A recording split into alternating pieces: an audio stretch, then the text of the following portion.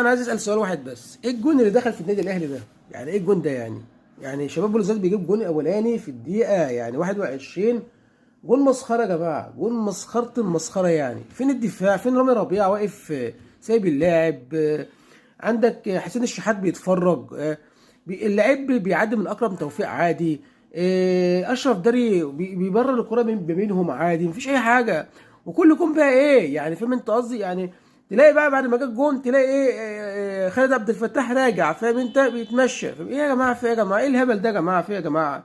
اللي بيجيب الجون اللاعب ايمن محيوس، وعن طريق اسيست من عبد الرحمن مزيان. يا جماعه احنا اللي ماسكين الشوط الاولاني من اول ما بدا يعني يخش فينا جون زي ده. يا جماعه ازاي يعني؟ يا جماعه يعني هم اول هجمه لهم جون، اول هجمه جون، لانهم اتصرفوا صح، لانه استغلوا الاخطاء بتاعتنا. فيا جماعه، في خالد عبد الفتاح مالك يا حسين يا شحات النهارده؟ في ايه يا جماعه؟ ده تقول هم يا جماعه، حاجه خانقه.